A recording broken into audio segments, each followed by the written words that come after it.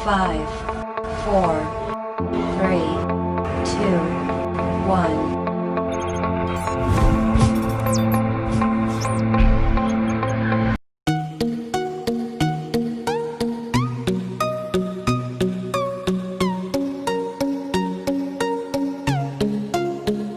1. Olá, seja muito bem-vindo. Não se esqueça de se inscrever no canal, curtir e compartilhar nossos vídeos. Vamos mais uma aula? Olá pessoal, tudo bem? Vamos iniciar nesse vídeo comentários aí a respeito da gerência de entrada e saída. Vou utilizar a apostila que será enviada para vocês e falar rapidamente de alguns pontos bem importantes que são imprescindíveis para a gente poder falar quando a gente está comentando sobre sistemas operacionais, né, de uma forma geral. Tá? Esses pontos aqui que eu ressaltei na apostila são bem interessantes e eu acredito que podem ser assuntos de prova sim. Bom, vamos lá. Então aqui nessa apostilinha aqui, gente de entrada e saída, né, nós temos alguns conceitos básicos, né. As duas principais tarefas do computador são operações de entrada e saída, I/O e processamento. Então, toda a estrutura do sistema computacional ela se resume aí, né? Claro que tem muita complexidade envolvida, mas simplificando ao máximo, a gente tem entrada, processamento e saída. Em muitos casos, a principal tarefa é I/O. Quando se fala I/O, input e output, é entrada e saída. Tá? I/O, entrada e saída. E o processamento é simplesmente incidental. Por exemplo, quando navegamos por uma página web ou editamos um arquivo, nosso interesse imediato é ler ou digitar informações e não realizar um cálculo. Né? Então, depende muito do uso que nós vamos fazer naquele momento ali. A entrada e saída tem que ser de acordo com a necessidade de ser atendida naquele momento. Tá? O controle de dispositivos conectados ao computador é uma preocupação importante para os ditos de sistemas operacionais. Como os dispositivos de I/O variam tanto em termos de função quanto de velocidade, vários métodos são necessários para controlá-los. Esses métodos formam o subsistema de I/O do kernel. Kernel, lembrando que é o núcleo do sistema operacional. Qualquer sistema operacional possui um kernel, que é o seu núcleo, tá bom? Independente seja o Windows, Linux, Mac OS X, enfim, diversos sistemas operacionais aí, todos eles têm um núcleo, têm um kernel que executa as funções básicas ali de gestão de hardware, tá bom? O dispositivo se comunica com o computador enviando sinais por cabo ou através do ar. Né? Vocês vão lembrar muito aí da comunicação de dados, né?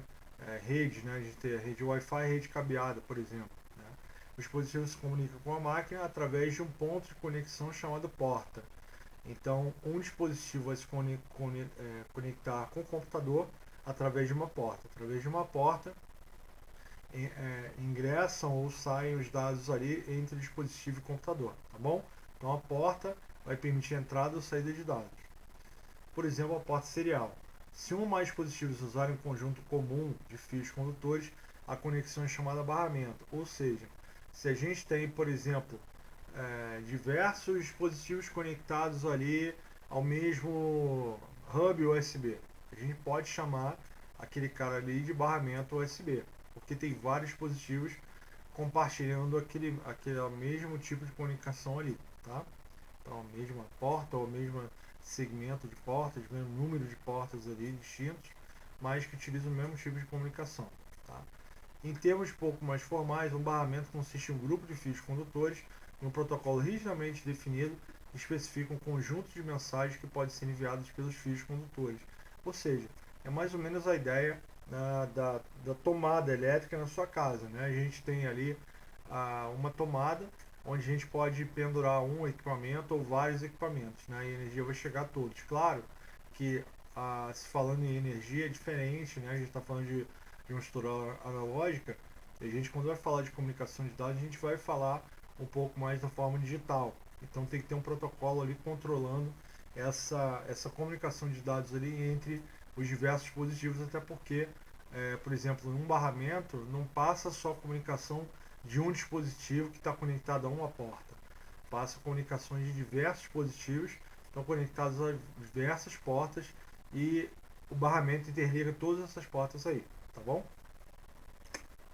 Os elementos básicos de hardware para operações de entrada e saída, tais como portas, barramentos, controlador de dispositivo, acomodam uma ampla variedade de dispositivos de entrada e saída, de I/O. Né? Para encapsular os detalhes e diferenças de diversos dispositivos, o kernel no sistema operacional é estruturado para utilizar módulos de drive dispositivo, né? ou driver. Né? Os drives dispositivos ou driver, né? apresentam uma interface uniforme de acesso a dispositivos para os subsistemas de entrada e saída, da mesma maneira que chamados de sistema fornece uma interface padrão entre a aplicação e o sistema operacional. Então, o driver ali que vai prover comunicação entre o dispositivo e o sistema operacional, tá? A gente já falou da porta e do barramento, né? Que vai prover ali a comunicação, né, física, né? A conexão física ali de encaixar um conectorzinho numa portinha ali, alguma coisa assim, né? Como tem porta USB, tem a porta de vídeo, né? Que tem o conector do monitor e a placa de vídeo ali, né? A gente tem o conceito de porta conector aí. Só que o driver é que ele vai falar ali no aspecto de software entre o dispositivo e o sistema operacional. Ele funciona como um tradutor, vamos dizer assim, tá? É um tradutor entre a linguagem que fala o dispositivo e a linguagem que fala o sistema operacional, digamos assim, tá? Então o driver é o cara que vai fazer comunicar o hardware do computador com o hardware do dispositivo. O driver vai conversar com o sistema operacional ali, eles vão se entender, legal? Uma controladora é um dispositivo eletrônico que pode operar uma porta, um barramento ou um dispositivo. Uma controladora de porta serial é um exemplo de controlador de dispositivo simples. Possui um único chip no computador e controla os sinais de energia de porta serial. Então, gente, todo dispositivo tem uma controladora, tá? A controladora é o que vai, como o nome diz, né, controlar o acesso aos dados, controlar o fluxo de dados para entrada, para saída. Então a controladora, evidentemente, é um chipzinho, né, localizado ali no dispositivo ou na placa-mãe, que vai realizar então o controle do acesso ao fluxo de dados ali pela conexão física, tá bom? E aí a gente tem uma estrutura típica aí do barramento do PC, né? A gente tem um diagrama básico aí que a gente pode se apoiar para ter uma ideia, né? A gente localiza aqui, então, o processador, né? E a comunicação do processador com a memória cache, né, é feita através do barramento local. Então, barramento local é o barramento que vai transportar a quantidade de dados na velocidade mais rápida no computador, porque entre o processador e essa memória cache, que é a memória de alta velocidade aqui, os dados passam muito rapidamente, tá bom? E aí o barramento sistema, que vai fazer a comunicação entre a memória principal e a memória cache, tá bom? Então o barramento sistema vai comunicar a memória principal e a memória cache e ponte. Ponte, vamos colocar aqui o chipset, né? O chipset tanto North Bridge quanto South Bridge, né? Que exerce ali a função da unidade de controle ali no dispositivo, né? Na placa-mãe, né? No caso. Então eles vão ser interligados, né? À memória principal pelo barramento sistema e ao processador pelo barramento local. Então vejo que ele está no centro aqui, né? Ele fica no meio do caminho entre processador e memória principal, tá? Chipset e memória cache, tá bom? E aí, essa memória cache e o chipset, elas se comunicam também com o barramento de alta velocidade. O barramento de alta velocidade vai interligar todos os dispositivos que têm alta velocidade, como diz aqui, né? SCSI, que é um tipo de barramento de HDs para servidores, né? Um exemplo aqui, a gente tem hoje o SATA, né? SATA na sua versão 3.0. FireWire, que é uma versão que veio aí para ser o padrão de comunicação universal de dispositivos. E ao mesmo tempo lançaram o USB, né? Só que o USB acabou caindo no gosto dos fabricantes aí, talvez tenha sido mais fácil de implementar, e aí virou um padrão universal, tanto que é o Universal Serial Bus, né? Barramento serial universal, USB, né? Que comunica desde teclado, mouse, até pendrive, enfim, telefone, qualquer coisa, tá? Então o FireWire meio que é restrito, né? Poucos lugares tem, não é tão fácil de achar assim, né? E esse padrão, aos pouquinhos, né, tá morrendo, né? Porque não tem uma adoção maciça, né, pelos fabricantes, então vai ficando esquecido, né? Mais tecnologia que vai sendo esquecida aí, tá? Dispositivo gráfico, né? Placa de vídeo. Então também tem que processar dados de alta velocidade aqui. Então a placa de vídeo também é conectada ao barramento de alta velocidade. Controlador de vídeo, né? Então a gente tem dispositivo gráfico aqui, controlador de vídeo, muitas vezes sendo representados por um único equipamento, né? A gente tem a placa de vídeo aqui, o dispositivo gráfico pode ser uma placa aceleradora, uma placa voltada para renderização vetorial, enfim, um equipamento mais específico assim, tá? A gente tem também a rede local, né? Ou seja, tudo que requer alta velocidade de comunicação de dados em alta velocidade é conectado a esse barramento de alta velocidade aqui, tá bom? E aí, esse barramento de alta velocidade é comunicada a interface barramento de expansão. Ela que vai fazer a interligação entre barramento de alta velocidade e barramento de expansão. O barramento de expansão, ele é um barramento que carrega mais ou menos a ideia de conectar dispositivos legados com dispositivos mais antigos, né? Ou que não necessitam de uma velocidade tão grande, né? Então, o barramento de expansão, muitas vezes eu vou comunicar ali dispositivos que não requerem velocidade de troca de dados muito grande, como teclado, como mouse, como a placa de som, né? Como ali tem a plaquinha de fax, que ainda existe hoje, né? Raramente se vê, mas ainda existe, né? Um modem, né? O pessoal que utilizava conexão de escada agora é tudo pela placa de rede, não se usa mais modem para isso. Também barramento de expansão, porque a velocidade não era muito alta, né? Interface serial, né? Impressora de 40 colunas, né? Impressora fiscal, utiliza a interface serial, né? Alguns outros dispositivos também utilizam aquela porta DB9 ali que fica atrás de alguns computadores, né? Alguns computadores ainda tem essa porta DB9, interface serial de 9 pinos, tem a DB25 também, que é de 25 pinos, tá bom? As impressoras, né? A impressora, antiga porta paralela de impressora, né? Ela também é comunicada no barramento de expansão. Só que agora, como unificou tudo para USB, então o USB ele suporta tanto dispositivo de baixa velocidade quanto de alta velocidade. Então digamos que o USB está comunicando no barramento de alta velocidade diretamente. Por quê? Porque caso eu tenha dispositivo de baixa velocidade, isso não vai trazer prejuízo ali aos outros. Mas se eu tiver dispositivo de alta velocidade, aí através do barramento de expansão não poderia ter uma performance legal, tá bom? Vamos passar aqui. E aí, pessoal, a gente tem alguns exemplos de dispositivos de entrada e saída, né? A gente tem input, né, que é a entrada, output de saída ali à direita e processamento, né? Então, como entrada, a gente pode dar como exemplos ali mouse, teclado, uma mesa digitalizadora, né, um modemzinho, né, um drive de disquete, por exemplo, né, que é dispositivos que também realizam a entrada, né? Alguns são de entrada e saída e alguns só de entrada. E alguns são de entrada e saída também, como eu falei ali, né? Tem o drive disquete, drive DVD-ROM ali, drive de CD-ROM, gravador de DVD, né? Entrada e saída, você pode tanto ler dados quanto gravar dados nele. Dispositivos somente de saída, você tem ali monitor, a impressora, né? Você tem caixinha de som, você tem o modem também, né? Então você tem diversos dispositivos aí fazendo essa função, tá bom?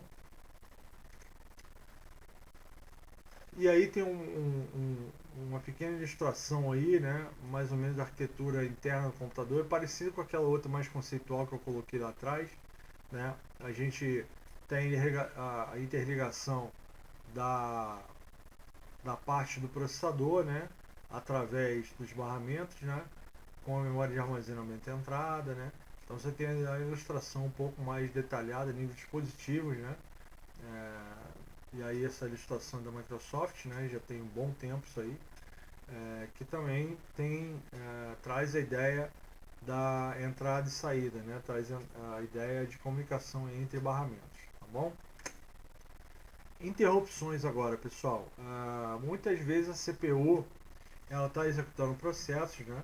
Mas um dispositivo faz um pedido para poder executar determinada tarefa. Imagina só, você move o mouse e aí tem lá um processo que captura ali os movimentos do mouse, vamos dizer assim, numa aplicação específica, por exemplo, e você quer fazer um desenho, por exemplo, né, nessa aplicação. Imagina, se a tua CPU está ocupada executando um tanto de processos, como é que ela poderia atender ali a chamada desse software, né? O escalador vai ordenar ali os processos ali, prioridade, para você poder fazer, para você conseguir ver o movimento do mouse na tela, né?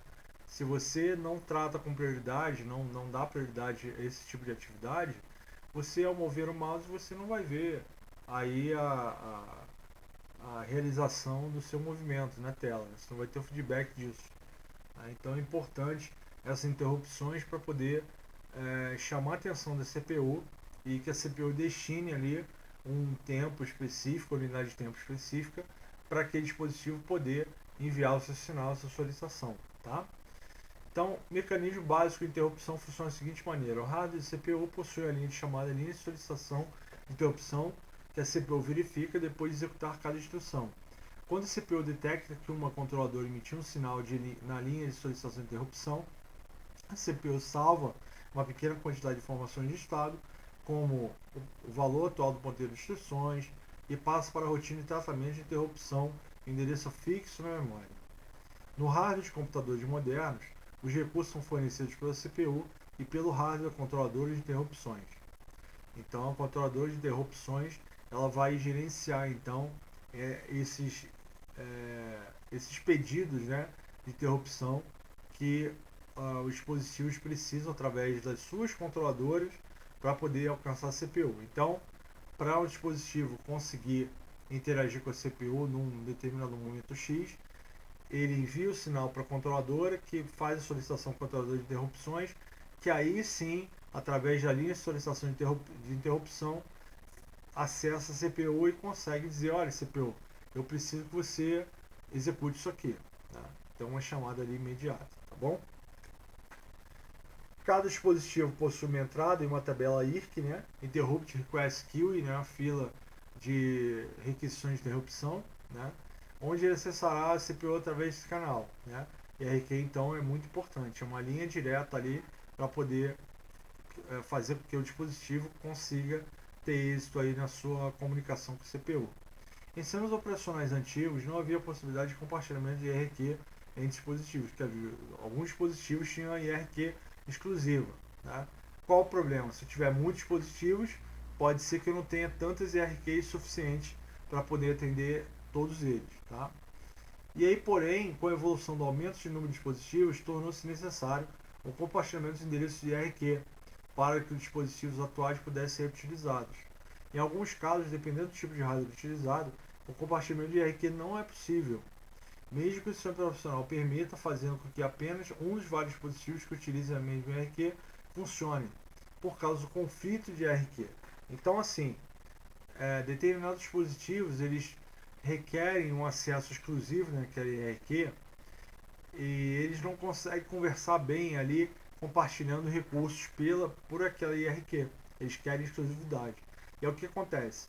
Se a gente configurar, por exemplo, a placa de vídeo para uma IRQ e a placa de rede para a mesma IRQ, eles não conseguem se falar bem, porque eles precisam a todo momento de interrupções ali, de estar livres para interrupções.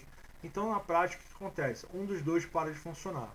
Em geral, como a placa de vídeo tem precedência sobre todos os outros, né, então quem estiver ali conectado junto com aquela IRQ vai parar de funcionar, tá? Porque não é muito admissível uma placa de vídeo parar de funcionar porque o cara botou a placa de som junto ali, né? Então a prioridade menor é o som, por exemplo, tá? Porque você não vai conseguir ver o que está passando no computador, né? Então não faz sentido. Bom, em algumas BIOS, né, era possível fazer um mapeamento de IRQ, mas que não possuía esse recurso, o mapeamento era feito apenas pelo sistema operacional. Então, nos sistemas operacionais de hoje, gente, isso não é mais necessário. Mas sistemas operacionais antigos, como o Windows 95, 98, né, onde o hardware também não oferecia suporte para esse tipo de mecanismo, compartilhamento de IRQ, então a gente ia configurar muito bem ali as IRQs para cada dispositivo, né? Jogando para lá e para cá, tentando usar só o necessário para que, se tivesse que alguém ficar de fora, escolher o que tivesse menor prioridade. Vamos ver aqui no próximo gráfico. Então a gente tem aqui uma tela de BIOS, né, de um computador já mais antigo. Isso aqui deve ser de um Pentium 3 para baixo, né, Pentium 2 aí para baixo, né, uma BIOS Award, onde você tem ali na parte de baixo, ó, você pode apontar, né, para qual dispositivo IRQ determinado número vai ser usado. Ele tem IRQ que vai de 3 até 15. Algumas IRQs são exclusivos do sistema operacional. Por exemplo, IRQ6, se não me engano, é um processo interno lá que ele utiliza. IRQ2, se não me engano, é o teclado. Então, algumas IRQs são específicas, né? Uma é do processador. Então, nem todas são específicas, né? Então, são configuráveis, né? Naquele tempo, né? Eram configuráveis. E aí você tem do lado direito aqui, né? Uma captura de tela aí do gerenciador de dispositivos do Windows, né, mais antigo, onde você tem ali o mapeamento de cada IRQ, de cada canal IRQ para o seu dispositivo. Então, por exemplo, a gente vê ali que a gente tem, por exemplo, porta o IRQ4 configurada para a porta com 1, que é a porta serial 1. A IRQ3 aqui, né, onde está o mousezinho aqui onde eu estou mostrando, IRQ3 mapeada para com 2, para a porta serial número 2. Porém, tem aqui um conflito de IRQ. Né? A gente tem aqui a placa de som, que é Active Sound Blaster Live, básico, né? Na IRQ9. Ao mesmo tempo, a gente tem uma placa de rede Realtek RTL 8029 na IRQ9, né? O barramento PCI. E a gente tem outra placa de rede, quer dizer, duas placas de rede na mesma IRQ, né? Uma Realtek RTL 8139, bem conhecida essa placa de rede, né? Conectada também a uma IRQ número 9. Então tem três dispositivos conectados na mesma IRQ. Então, como o sistema operacional da época não fornecia suporte ao compartilhamento de IRQ, então fatalmente somente um dispositivo desse ia funcionar, os outros dois iam ficar de fora. Poderia ser configurado aqui, né? A gente não está vendo aqui, por exemplo, IRQ7 está livre, né? Não está mapeado aqui. IRQ5 também não está listado aqui, pode ser configurada. IRQ10 não está configurada, IRQ11 também não está, poderia ser configurada, né? Então é questão de configuração e locação de recursos aqui. Tá? E aí a gente tem também um outro cenário, né? Uma tela também gerenciador de dispositivos, né? Que a gente mapeia ali pelo IRQ. E aí dá para reparar aqui que a gente tem aqui na IRQ11, né? Vários dispositivos, né? Tem o modem Tricom, tem um adaptador SCSI, né? Que é para HDs com maior velocidade aí, né? Para servidor. Tem a controladora USB conectada, né? Duas controladoras. Ao mesmo tempo tem a placa de som aqui, Creative Sound Blaster Live, e ao mesmo tempo a placa de vídeo. Então, como nesse momento aqui, nesse sistema operacional aqui, me parece um Windows 98, eu chamei a atenção aqui do PCI 11, né? Onde está o Creative Sound Blaster Live e a placa de vídeo Matrox G200, né? Então, esses dispositivos não vão funcionar compartilhando recursos. Um deles vai ter precedência, vai ter prioridade, vai usar aquela IRQ e o resto vai ficar de fora. Então, a tarefa do analista de suporte aqui, vamos dizer assim, né? O usuário aí que está configurando seu equipamento, caso tenha conhecimento aqui, é configurar a IRQ que esteja livre para cada dispositivo desse aqui, se ele conseguir, tá?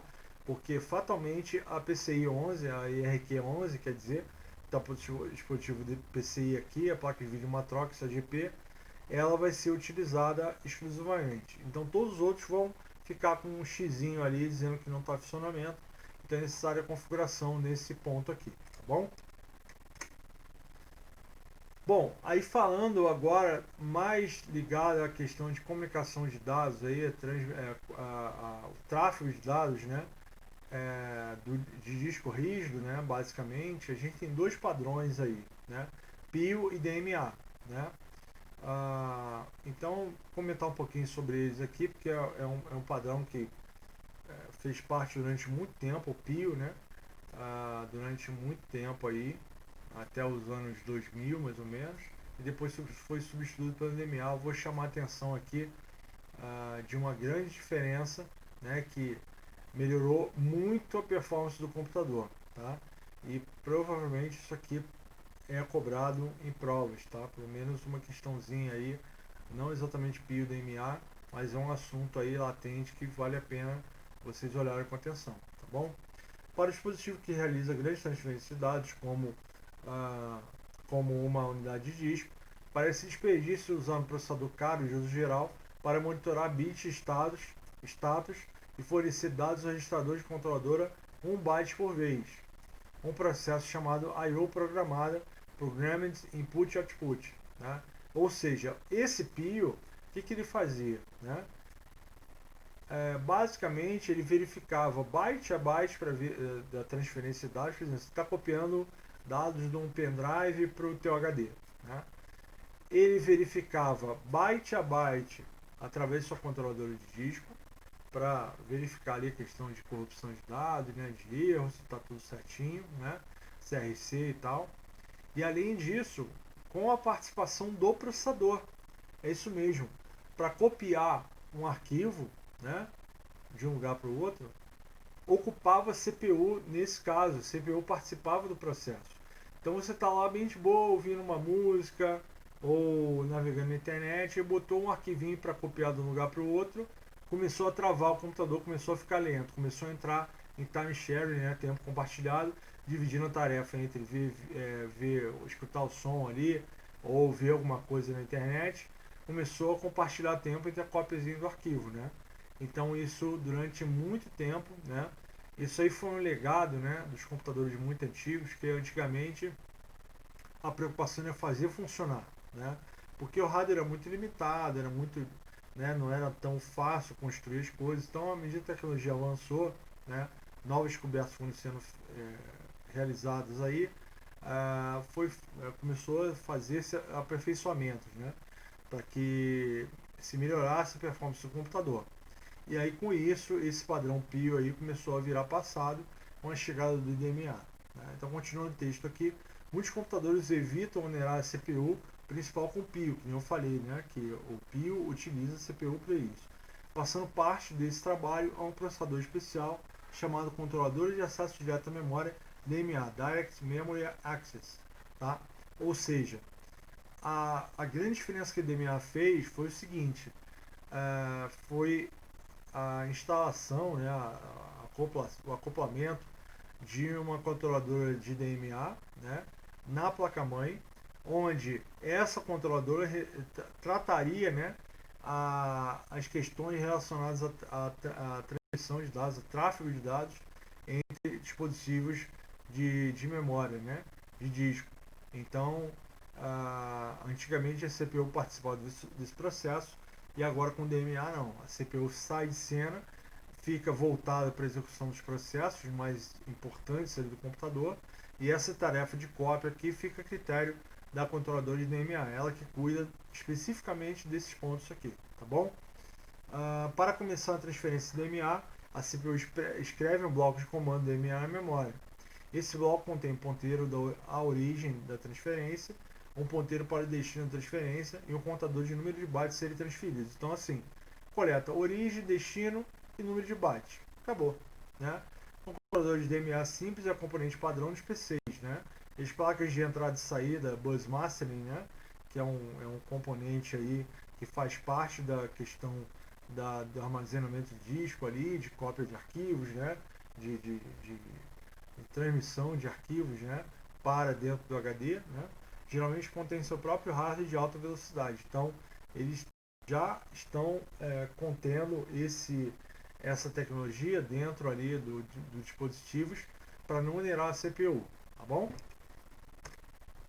E ali tem uma ilustração mostrando a diferença do PIO e o DMA, né? A PIO a gente faz a cópia de arquivos, né, do HD para a memória RAM, só que ele passa pela CPU verificando byte a byte. Imagina você copiar um arquivo de 1 GB, byte a byte, né? Se você tem 1 GB, você tem 2 elevado a 30 aí, né? Mais ou menos 1 bilhão, né? 2 elevado a 10 mil, 2 elevado a 20 milhão, 2 elevado a 30 bilhão. E se cada byte levasse 1 segundo para ser verificado, nesse arquivo de 1 GB levaria 1 bilhão de segundos, tá? Então imagina a lentidão que isso aí gerava, né? Claro que quanto mais rápido o CPU, mais rápido ficava esse processo, mas não faz sentido nenhum, né? Você prender a tua CPU é um processo de cópia simples ali, do disco para a memória RAM, do disco para algum lugar. Então toda a cópia envolvida com o disco ali tinha a questão do PIO ali que estava atrelada a ela, tá? E aí no caso do DMA, né, essa verificação, né, esse controle não passa mais pela CPU, tem um controlador de DMA específica que vai regular ali a cópia entre os arquivos do disco para a memória RAM, do disco para outros locais, enfim, o controlador de DMA vai cuidar desse processo aí, tá bom? E a estrutura de I/O do kernel, né? Chegando perto do fim aqui, só alguns comentários, né? Entrada e saída do núcleo do sistema operacional, que é o kernel, né? Interface de I/O do kernel, né? Possui um conjunto de funções de entrada e saída independente do hardware, por exemplo, leitura, escrita, etc. Drivers, né? Então tem módulos de kernel dependentes do hardware, cada um com seus quais encapsula o funcionamento específico de cada dispositivo. Então a gente vai ter um driver específico para cada um, onde esse driver vai falar diretamente com o kernel do sistema operacional, tá? Então a gente tem um driver para teclado, driver para o mouse, driver para placa de vídeo, driver para a placa de som, para a rede, enfim, tem um driver específico para cada dispositivo. Cada dispositivo vai ter um método de transformar os bits, ou transformar os dados para 0 e 1, e aí como controlar, como regular, como converter esses segmentos aí de bits, né, para dentro do computador. Como é que ele pode entender? Tem um driver que fez esse trabalho aí para tornar mais fácil a comunicação entre dispositivos de computador, tá? Vantagem: um novo periférico pode ser ligado ao computador sem que a empresa vendedora do sistema operacional tenha que fornecer o código de suporte do periférico, né? Então, o driver, quando é escrito para aquele dispositivo, quando ele é escrito, por exemplo, e aí tem que ser voltado para um sistema operacional específico, né? Então, existe driver para Windows, driver para Linux, driver para Mac OS X, tá? Então, quando o driver é escrito para determinado sistema operacional, ele já tem todos os detalhes ali de como esse sistema operacional funciona, qual é o endereçamento que tem que alcançar, quais são as chamadas de sistema que são necessárias, quais são as rotinas, quais são as funções, né? Então já tem um conhecimento prévio sobre isso, tá bom? E aí a gente tem aqui um pequeno diagrama, né, falando da estrutura de I/O do kernel, de entrada e saída, onde os drivers são um componente fundamental aí para fazer a tradução desses dados, né, e possibilitar o trânsito deles de um lado para o outro, né? A gente tem de cima para baixo, né, tem o kernel, né, que é o núcleo operacional, e aí tem o subsistema de entrada e saída do kernel, que já é na parte de software já. A gente tem o driver, né, do SCSI, o driver do teclado, o driver do mouse, driver flop, né, que é o driver disquete, driver ATAP, tá? E esse driver vai falar com a controladora diretamente no dispositivo. Então o driver, ele vai comunicar entre o sistema operacional, entre o subsistema de entrada e saída do kernel do sistema operacional, tá? E vai falar com o controlador do dispositivo. Então o cara vai fazer a tradução ali, tá? Então, por exemplo, o teclado, aqui onde eu estou apontando com o mouse, né? O driver dele vai falar com controladores de teclado, e aí o controlador de teclado vai acessar, né, por meio da conexão física dos fiozinhos ali, né, através das trilhas ali da plaquinha, né, vai acessar o teclado. Então vai converter os toques nas teclas em funções úteis para o computador através de todo esse trajeto aí. Tá bom, gente? Então é isso, né? Queria falar um pouquinho sobre entrada e saída, né? É o que a gente vai cobrar aí a nível de avaliação, tá? Basicamente são esses pontos principais aí, né? IRQ, PIO DMA, né? A questão do driver também, né? Definição de porta, controladora, driver, né? Barramento, né? Esses fatores são importantes conhecer para que a gente entenda um pouco mais de teoria de sistema operacional, tá bom? Pessoal, muito obrigado, até o próximo vídeo. Tchau, tchau. Gostou do vídeo? Que legal! Se inscreva no canal, clique aqui em se inscrever no canal, curta, compartilhe nossos vídeos nas redes sociais e ajude mais e mais pessoas a terem acesso a essa fonte de conhecimento aqui no nosso canal. Então, até a próxima. Tchau!